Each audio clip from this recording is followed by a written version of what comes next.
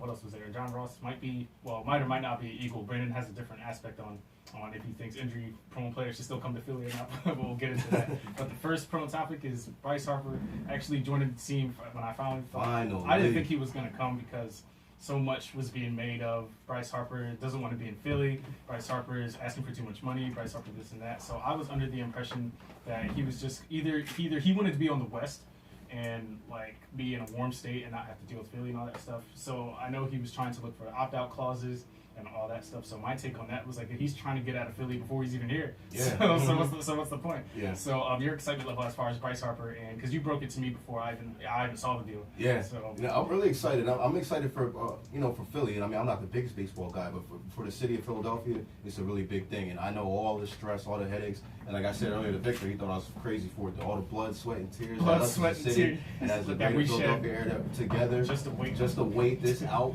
And the anticipation leading up to Bryce Harper signing, it was just crazy. I think this is a big win for everybody right now. And I think Philly's really happy. Like, this could be a Super Bowl parade altogether just for having somebody at the caliber of Bryce Harper in the Phillies uniform. Right. This is one of these, I call them where were you moments, as in you always remember where you were when this happened. Yeah. So Bryce Harper, I always remember that I was at work. We always remember what happened when the Jimmy Butler trade happened. Well, for me anyway, when the Jimmy Butler trade happened. We all remember where we were when what was another one? Carson Wentz got drafted. Well, we all knew that. We all knew where we were when Mariota didn't happen. So, so we all know where we were for those events. So Bryce Harper, the face of baseball, is now the face of Philadelphia. In Brandon's opinion, the new top face in town. No Joel Embiid, no Ben Simmons, not Carson. It is now Bryce Harper. And the only reason why I say Bryce Harper is the new face of Philadelphia is because, like I said, the biggest thing is the anticipation leading up to the signing. I don't think I've been around for any bigger anticipation for a player to get to the city of Philadelphia. So many headaches, like so many people screaming, losing their minds on radio and on different podcasts and stuff. Like, what's going on?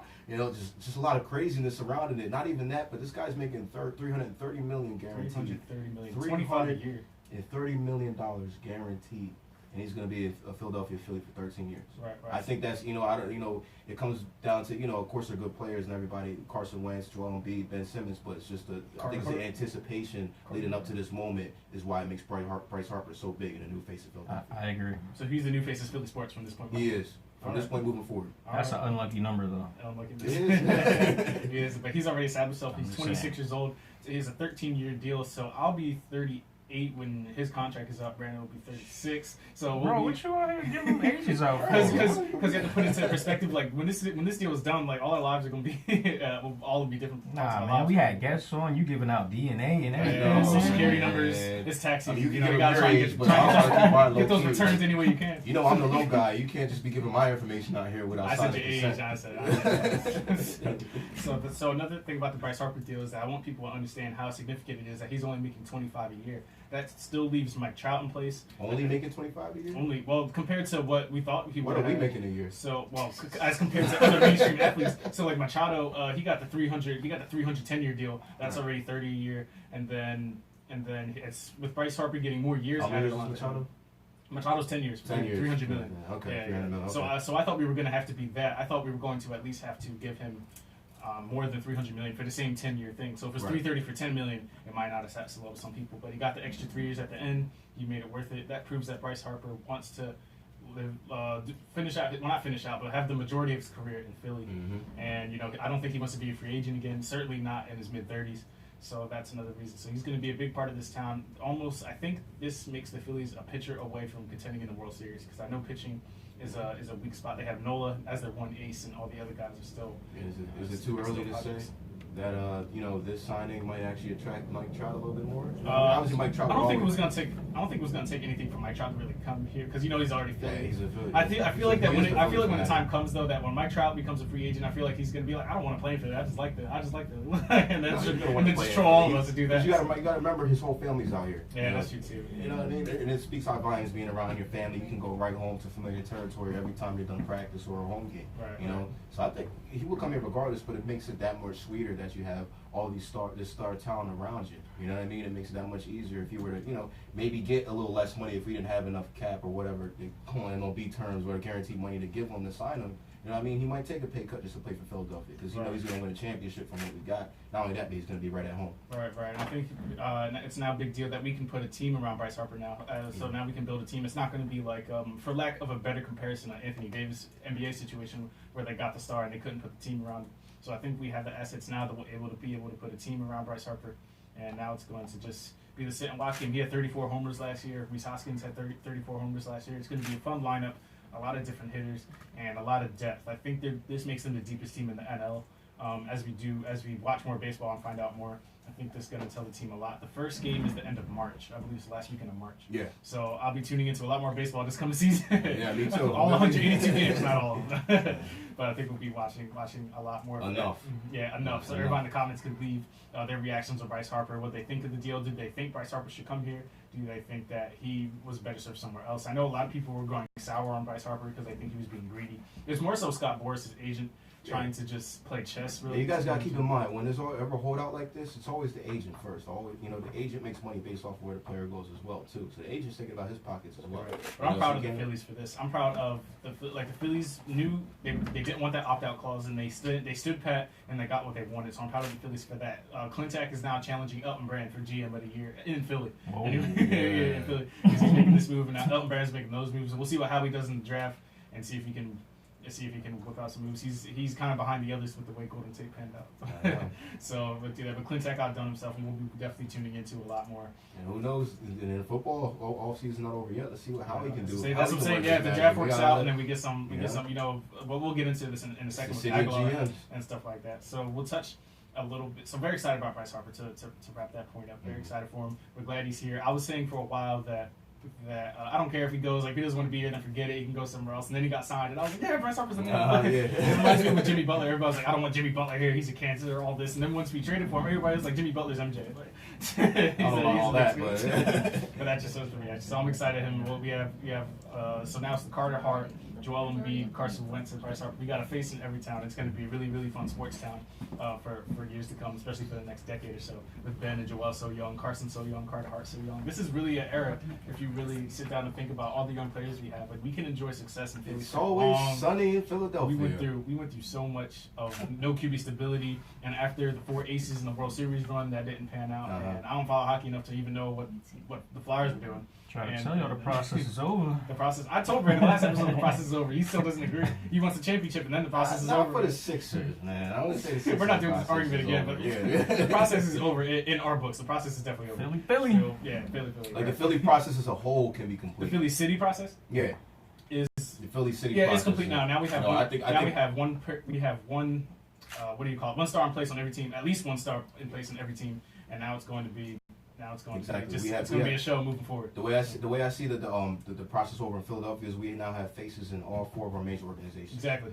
So I think in that aspect, we have stars on each team now. And just think when we have games like Sixers games, and then like a Phillies game that night, and then we Flyers game, then Eagles game like the next day. It's going to be overwhelming, man. I'm not even going to do like the podcast is going to be getting hot. Yeah, getting hot. We're not going to be able to catch up with all the content it's going to be, but it's good for us because we'll be able to produce more exciting podcasts coming up. So the next point we'll touch on briefly. Brandon doesn't really want to talk about it, but Jason Witten's coming out of retirement. I don't care about it. He got ran out the booth. I'll tell you, he literally got ran out the booth. But I will say this: he's lucky Bryce Harper got signed today because we would spend 30 minutes just roasting Jason Witten. That's how that would go. So he's lucky. He better thank Bryce Harper for taking the attention away from him for a second. He's really just mad that Zach Ertz broke his record. That's really so he's coming back.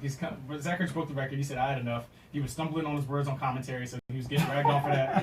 So he just had to come out and be like, "All right, I'm coming back to football." Yeah. So we'll see how that goes. He's coming back for what is going to be his 16th year. He already leaves the franchise. Bring Romo with him? That's what I said. Romo's next, but I don't think so. But Romo can stay in the booth. But Romo's actually good in the booth. Yeah, so that's the difference. Yeah. So I noticed Jason Witten was sour when he tweeted congratulations to Zach Ertz when he broke his record. He was sick about it. I had a hunch that he's like, okay, he's thinking about coming back to break. He said, "There's no way." And he waited for today. He was like, "Bryce Harper's gonna sign today, so I'm gonna announce it right." He said, "I'm too young to have this record broken already, just right now." Right. And he's only what in his 30s. Who? Jason Witten? Yeah. I'm not sure how old he is actually. Yeah, mid 30s maybe.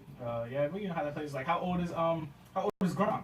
And he's thinking about retirement. mid-30s. Yeah, so he's thinking about retirement. You know, the injuries have nothing to play with, and they still got a lot of things to live for. I mean, these are physical positions, though. You gotta remember too. Exactly. Not just playing the QB. QB is a little bit different. You get hit every so often, but you can play at an older age. Almost back. Yeah, because you know, oh yeah, but they got all these soft. If you talk to the Dallas fans, they're pretty excited. They're like, "Yeah, Jason Witten come back and lead us to the bowl." I'm like, "Y'all just delusional." Gronkowski You call is us? You call us delusional? How old is Gronkowski? 29. 29. Wow, he's young. How old is Jason Witten? I'm about to look that up Look now. that up for us. Yeah.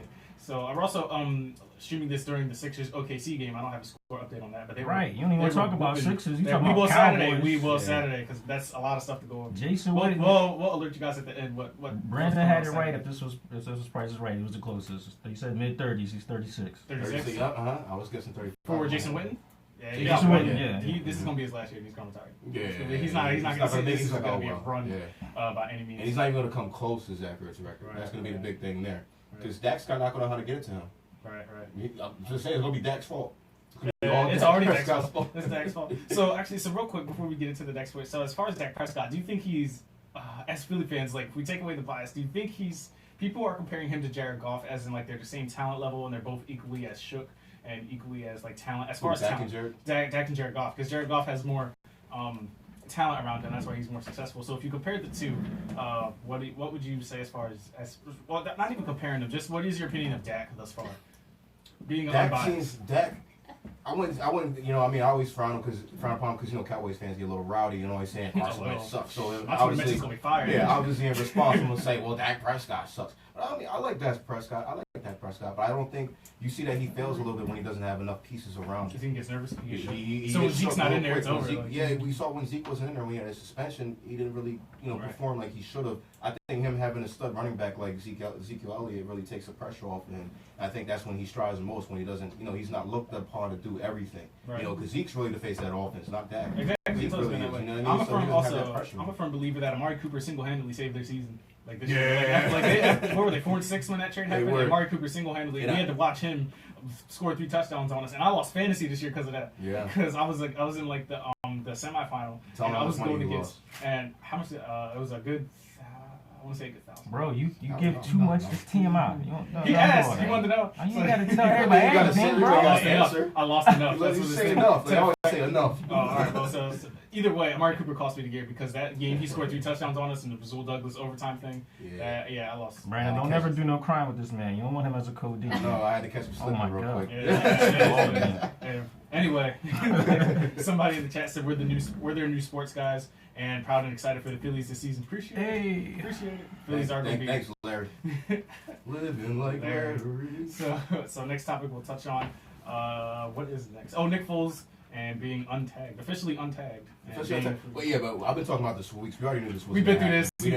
This is just the premise of Nick Foles. Like, yeah, but deep down, we all knew that. we all knew. It's just actually like once how we said it, it was like this is it. This is really it. Like, That's so, it. I mean, so, but we all knew, regardless of whether way it went, if we tagged him or not, he was still not going to be a part of Philly. Yeah. I mean, because they couldn't tag him if he would be a part. You know what I mean? And they wouldn't pay him $20 million and keep him in Philly. Right, Like yeah, I said, and have like we Carson said on every $8 episode million. up to this point. Right. Right, exactly. Yeah, so we all knew that kind of was happening. That's why I'm kind of, I see all the goodbyes and thank you for everything. Yeah, but we did that. We did that ever since the Saints game was over. Like that's been going on for 3 months. Exactly. We knew he was going to be out of here. Right. We all knew it was going to be. I don't know. Of course, it's a big thing, but I don't think it's as big as we made it out to be today. And a lot of QB needy teams are coming off the market now. Now that Flacco's going somewhere, and all that stuff. So I think it's coming down to the Jags, and I heard that the Giants. Well, actually, Drew informed me of this. You said the Giants aren't interested anymore, right?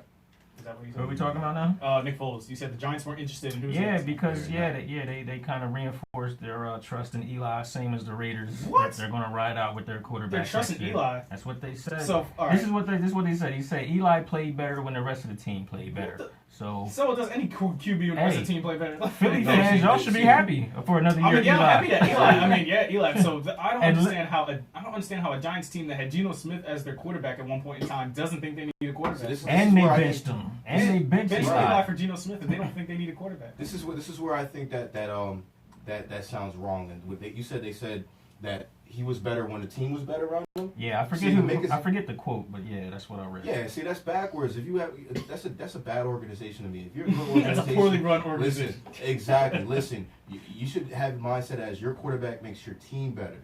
All right, your quarterback is the centerpiece at the end of the day. All right, you need your team surrounded. You need to make your players better. Like Tom Brady. You're not gonna look at Tom Brady's and Carson Wentz's and Jared Goff's and stuff like that. They make their team better, all right? Not the team makes them better. And I can say you're kind of putting Eli in the categories of Nick Foles. And not to mention, man, like with the squad they got, they should have been better. That don't make no sense. Exactly. You have all those on pieces paper, and you're still not looking good. On paper, they're the best team in the NFC East. Right. Well, I don't know about the best, but that's what I'm saying. So that's kind of weird to me. It's like I don't know who said that, the GM or the owner or whatever. Yeah, who did say that? Who'd you say? You don't know. Either the GM or the owner. I gotta Google. And the Raiders are a dumpster fire, so I'm not even surprised by that. I don't know. Ever since John Gruden went to that team, it's been I was always taught to never settle, and they sound like they're settling. Right. They are settling. Because John Gruden, I feel like he's making so much money he could care less. John Gruden don't care what he's doing to the Raiders. So this man, so for a man that said who gets rid of Khalil Mack, and then every single week he's like, I don't know why we don't have a pass rush. I don't know. I don't know what the problem is. Because he got rid of Khalil Mack, and then you get rid of Amari Cooper, and he's like, I don't know why the offense is so stagnant. Like I don't know why we can't generate an offense. Like because you GM of the year right there. We got. That's why he's not GM anymore. So yeah, that is why he's not GM. Or coach of the year. Yeah. Miss him on Monday Night Football. Gruden's grinder was a nice little. Yeah, I mean he knows football though. He knows football. He just doesn't know how to run a team. I swear and he sounds foolish all the time. Would he get paid $100 million to run that team? Mm-hmm. Yeah, for 7 years. To run a team into the ground. I'll be challenging. For 7 years. They were challenging. They were best, like right with neck and neck with the Patriots that year for like AFC favorites. Yeah, they when were. The year Derek Carr like broke his back, and that whole thing. Yeah. So the last topic we have, John Ross, the wide receiver from the Bengals who broke the combine record as the fastest 40 time. Always been injury prone since he came out of college, but the Bengals are trying to shop him around. And he's had 21 touchdowns. He had 21 catches last year. 7 of them were touchdowns. So, Brandon, your opinion first on if you think we should look into it, because we know we need a burner. We've been trying to find that burner. We thought Torrey Smith was it, and that wasn't it. And now we try to make Aguilar it, and now he's apparently being shopped around. So, do you think he's the answer as far as taking the top off the defense, or do you want to go a different route? I know your stance on this. I start with saying this: I'll keep Aguilar before I get him. You keep Aguilar before you get John Ross at the $10 million price tag. Yes. Well, no. You're not. Well, first of all, you gotta pay $10 million for John Ross. No. Aguilar has a $10 million cap hit next year if we keep him. So it's either he restructures or that's a juicy cap. Yeah, and John Ross is on a rookie deal, so him being traded here wouldn't cost us any money. I just don't want to take a chance on any more injury-prone players. You know. Oh, the Mike Wallace effect. Yeah, I don't want to. You know, it seems like every year we got some, X factor prospect that's going to come in and they're always injured. You know, whether it's the Sidney Joneses or the Mike Wallaces or and it's, we are. I'm tired of that. You know, we always get a good prospect. Oh, they might be good next year. You're gonna sit out the season. I'm tired of hearing those mites. Yeah, I'm tired of Mike come here. But that's a whole different situation. But I'm getting tired. of hearing this. But I think John Ross should be intriguing. Like I said, fastest 40 time. He's a good player. 1/3 of his catches last year were touchdowns. So what kind of injuries was he working with? That's why I tried to look up before I even came in here, but I didn't get a chance to look it up. Drew, if you could look up John Ross' injury in the combine, if you could. Thanks. He's he got injured in the combine. He was injured either before. I can't remember. I know he was injured coming into his rookie season. I couldn't remember. It couldn't be at the combine because he ran the 40. Yeah. So he ran the fastest 40. So it had to be after that. Sidney Jones-esque. So he didn't play his rookie year, and then he played last year, and 1/3 of his catches were touchdowns. So he has that ability. It's just that the only thing that gets me with John Ross is that why would a team be willing to give up on him? It gives me shades of the Dorial Green Beckham thing. A guy that has so much talent, and then why does the team get rid of him? So we got him, and then he had no talent though. He had. So this is the thing. I think he has the talent, and I think he had the body, the NFL body for it. He just had the size. His mind wasn't right. That's what it was. He just wasn't. His mind was in, as Liam mentioned us a couple. Yeah, he did have talent. I think he did. I just think he didn't apply it. It's where he did it. He's just a big body. To be honest, I'm gonna be blunt honest. I think it's ridiculous if you can sit here and tell me Dorial Green Beckham had. Well, it's obviously to say that after the dumpster. What has he done? Nothing. That's not saying. What have you seen? What have you seen from his talent? What have you seen from talent? Well, he had talent when he was with Tennessee. What for that little bit? Because he could catch a ball. Yeah. He's tall. And he's big. So this is the thing. We were trying to beg for. Remember when Sam Bradford was here and he had Dorial Green Beckham and everybody was begging, throw him a fade route in the end zone. Everybody was begging him to use his big body, and then he did it once and it worked. So I think one time. Yeah. Like I said, but it shows a lot of why he's not in the league. Anybody that big can catch a ball in the end zone. Okay. Yeah. All right. Exactly my point. It was just size. It was not skill. So if you put a 7-foot monster with no hands next to a 5'11" cornerback. Why you talk about Boban? Because but you know what I'm saying? He has a foot of space where he could see and he can measure, and he can calculate the ball and catch. You know what I'm saying? He doesn't have to catch. He can, breadbasket catcher. He doesn't have to put the hands up and do the whole. He doesn't. Yeah, he can catch it with his chest. He can hang basket. Yeah. There's no skill involved in that. He's not fast. He's awkward off his routes. Tobias going off. Sixers are up by 7. Tobias got 24. I thought we wasn't talking about Sixers. I just seen the alert. That's beautiful. But let me trash Dorian real quick. Yeah, go trash Dorian. Finish your little roast session real fast. Yeah, you ever see how awkward he runs? How awkward he runs his routes? I'll make sure I go back and watch it now that you mentioned it. And there's sometimes where he'll put his hands up. He looks timid to catch the ball. And you ever notice? I can count that season with Sam Bradford. I can count at least 8 or 9 times where he jumped in the air when he wasn't supposed to catch a ball. And he dropped it because you can point to a lot of players. Man, you're almost 7 foot tall and you're jumping to catch a ball that you had no business jumping to get. You know what that reminds me? I don't know why I just thought about this, but when you said that, it reminds me of, I don't know if you remember this play from a while ago. It was like a really while ago. But Top Pinkston, I'm doing my fast. Do you remember that? What are you doing? So Top Pinkston, McNabb threw him the ball, and then Top Pinkston, literally just shied away from it, and, he was about to get hit. Actually, I remember that. I know exactly what you're talking about. He, pulled up last second. Because he was about to get hit, and he pulled up last second, and he just didn't even go for the ball. McNabb was looking at him, the commentators were digging in him. McNabb was digging in him. I need to go see that play after this is off the air. That boy did not want to get hit. Yeah, he did not want to get hit. The commentators were like, he doesn't need to be on the field. Sit him on the bench if he's going to be doing that. Exactly. That was pretty funny. Can't play I don't know why I thought about that. Yeah, so that's Brandon's Dorian Green Beckham take. So, yeah. No, I forgot what I was about to say. What was I talking about? Oh, the Sixers. Oh, yeah, Tobias Harris. 24 points after the third quarter, so he's carrying.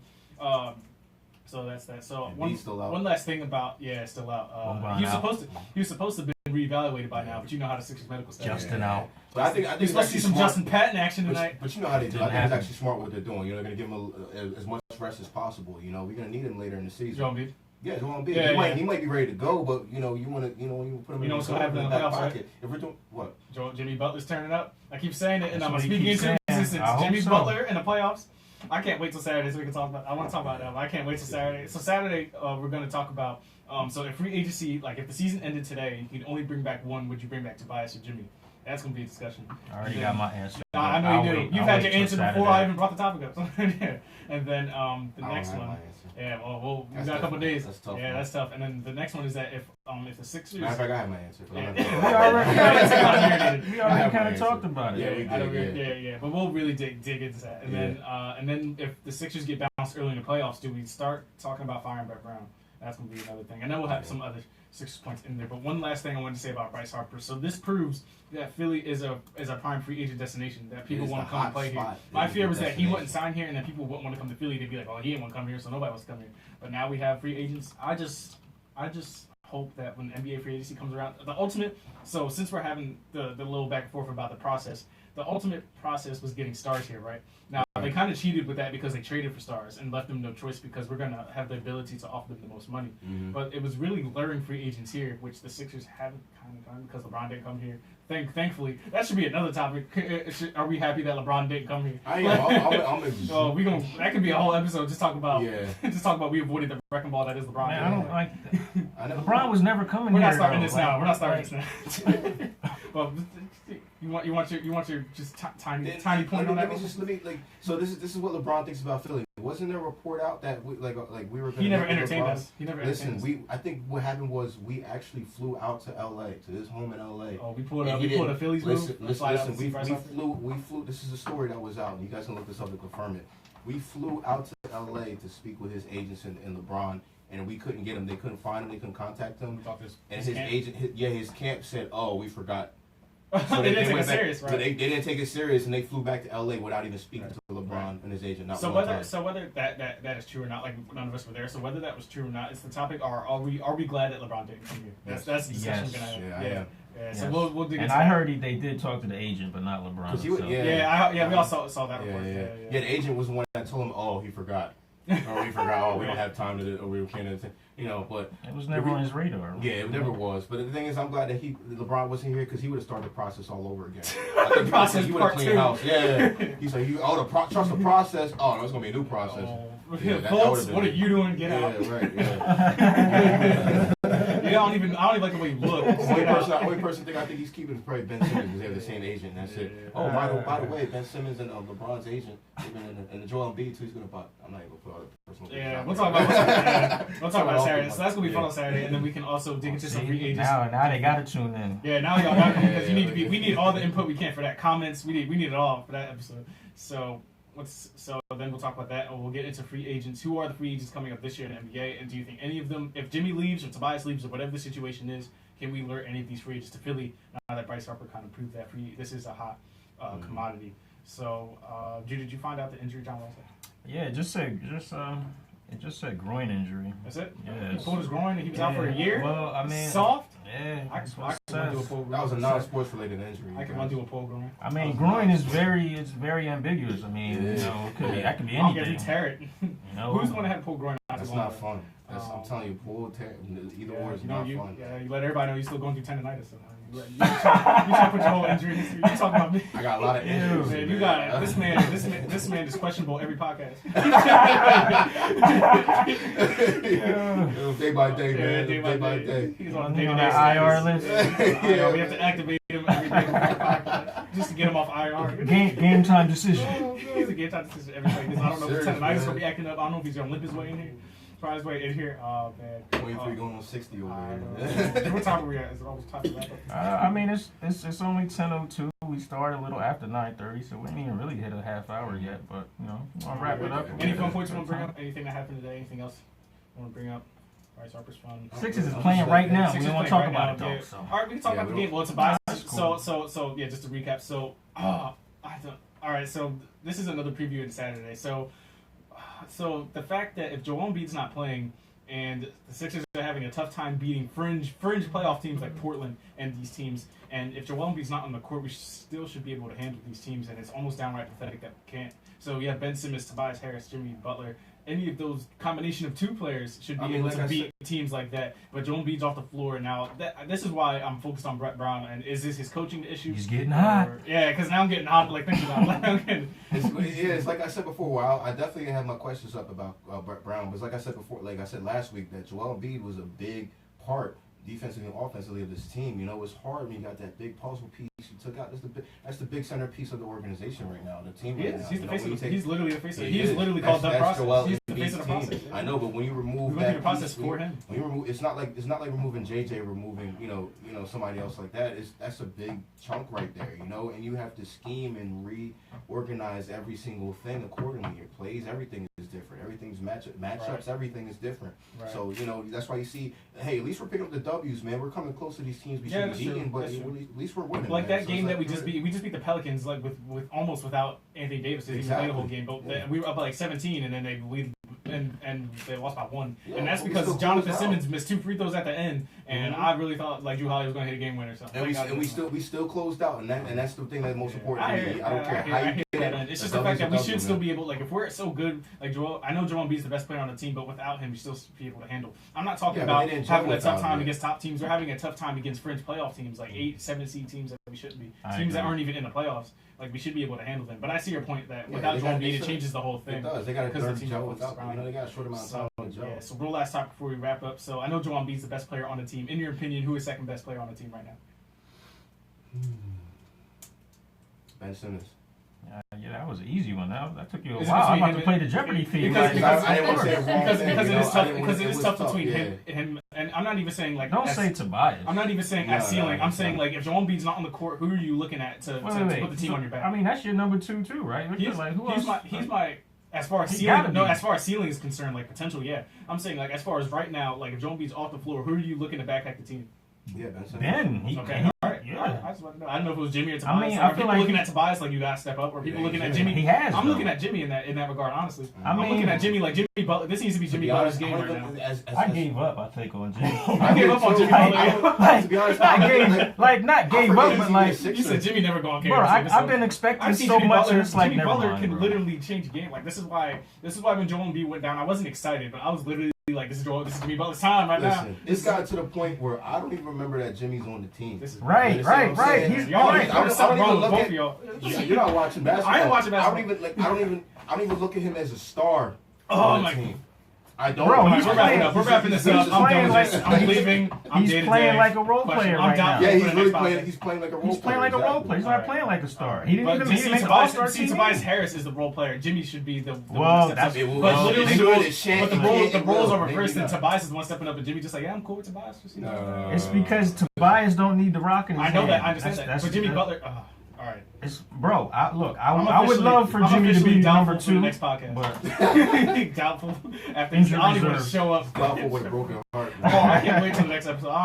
It's gonna be. let's hot. get it. So yeah, let's wrap up and So, let's get to it Saturday. so we just launched our Philly Special Podcast website, phillyspecialpodcast.com. You can now see our latest videos and our latest episodes straight from the website. And you can also check out some of the new designs of the shirts that we launched. More are coming. They'll constantly be updated.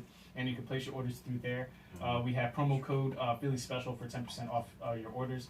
Check them out. There's some real nice designs, better than the first one we had. Yeah, better than the first one we had. But the new designs are nice. You had to trust the process. Yeah, we had to the trust first the time. process, but we got it, and now it's good. Now it's a new website. It's mobile optimized. Everything is good, and you guys can check everything out on the content on there. You can follow us on Facebook at facebook.com/Philly Special Podcast. You can follow us on Twitter at the Philly Pod. You can follow us on Instagram at the Philly Special Podcast. We just got picked up by the Philly Sports Chronicle, and we're also still. We'll have to talk. So at the Philly Sports Chronicle, and we're still available on the I-90 Sports I'm Network. sorry. Yeah, get out of here. I'm so over this. I'm glad this is almost over because I'm going to go talk with you off the air. So you can listen to us on Saturday. They both might be questionable You for can next listen to episode. Just cancel it. Don't even show up. I'm doing this myself. Brandon's doubtful. I'm not probable. Sorry, I'm a little bored. We need Jay Glazer updates. So you can listen to us on Apple Podcasts, Spotify, Stitcher, SoundCloud. You can follow me personally on Twitter at BGW3_. Yeah, it's 3 of them. Sorry. Follow Brandon at go ahead. Underscore KBL6. Brandon, put yourself over. Underscore here it KBL6. is. All right. You can follow our audio engineer. He'll put himself over. Go ahead. A Tobin beat. A Thovin. No. Thovin. No underscores. No underscores. A Thovin. That's a grown man.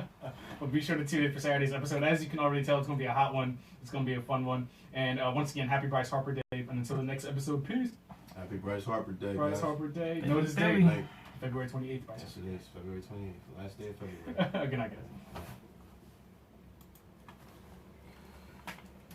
Alright. Oh, my ears burn. Is You everybody can, done you recording? can stop it now. Oh, yeah, right. Alright, well if you guys put your headphones back on, I want to get like a picture where you're both like actually looking toward Who me. wants to face it? Can you see Brian? Act like you're on the mic though. I mean, they could do one You don't want the smiling. camera. Or like this is good. Yeah, I can't see what he is looking like, so I don't even know what he looks like. that's fine. You? Me?